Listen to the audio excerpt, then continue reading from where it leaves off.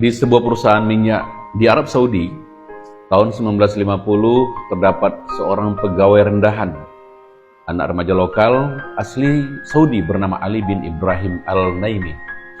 Dikisahkan, Ali bin Ibrahim sedang bergegas mencari air untuk menyiram tenggorokannya yang kering dan kehausan. Secara kebetulan, Ali bin Ibrahim melihat air dingin yang tampak di depannya dan bersegera menuangkan air dingin tersebut ke dalam gelas. Belum sempat air itu diminum, tangan Ali bin Ibrahim terhenti oleh suara hardikan. Seorang yang mengatakan bahwa dia tidak boleh minum air di sini karena dia hanya pekerja rendahan. Air ini hanya diperuntukkan khusus untuk insinyur, kata suara yang berasal dari mulut salah seorang insinyur yang bekerja di perusahaan minyak tersebut.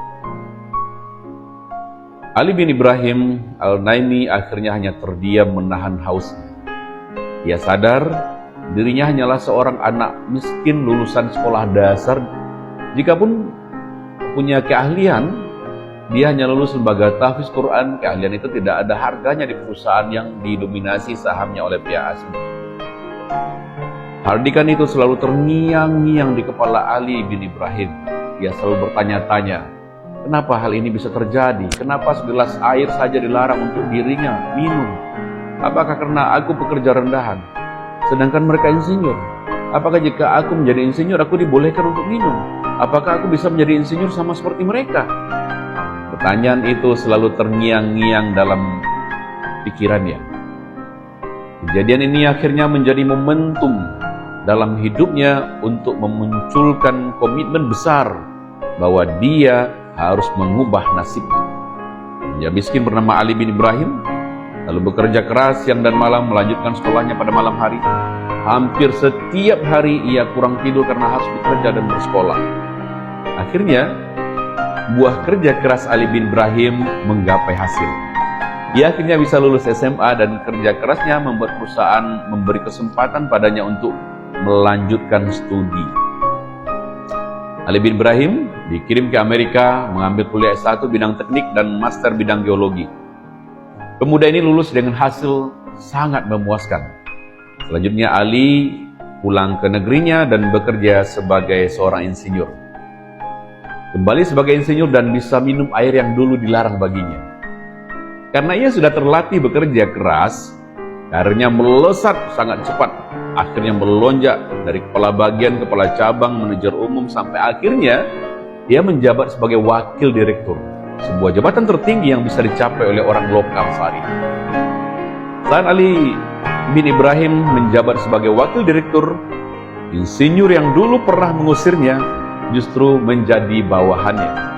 Suatu hari, insinyur tersebut datang menghadap kepada Ali bin Ibrahim Al-Naimi karena ingin meminta izin cuti.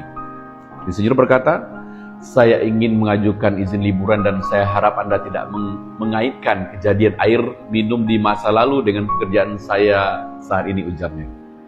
Saya berharap Anda tidak membalas dendam atas kekasaran dan keburukan perilaku saya di masa lalu, kata insinyur tersebut. Namun dengan senyum, sang wakil direktur mantan pekerja rendahan ini justru berkata, aku ingin berterima kasih padamu dari lubuk hatiku yang paling dalam. Karena kamu telah melarang aku minum saat itu. Dulu aku memang sangat benci padamu.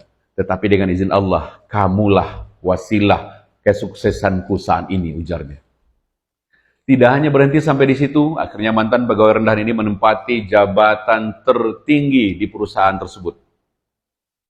Ali bin Ibrahim Al-Naimi diangkat menjadi presiden direktur pertama yang berasal dari bangsa Arab. Ini perusahaan ini menghasilkan 3,4 juta barel dan mengendalikan lebih dari 100 ladang migas di Saudi Arabia dengan total cadangan 264 miliar barel minyak dan 253 triliun cadangan gas. Atas prestasinya tersebut, dia ditunjuk Raja Arab untuk menjabat sebagai Menteri Perminyakan dan Mineral yang mempunyai pengaruh sangat besar terhadap dunia. Hanya dengan mengembangkan hinaan menjadi dendam positif, isu segelas air minum di masa lalu membentuknya menjadi salah seorang penguasa minyak yang paling berpengaruh di seluruh dunia. Semoga kisah ini menginspirasi kita semua. Assalamualaikum warahmatullahi wabarakatuh.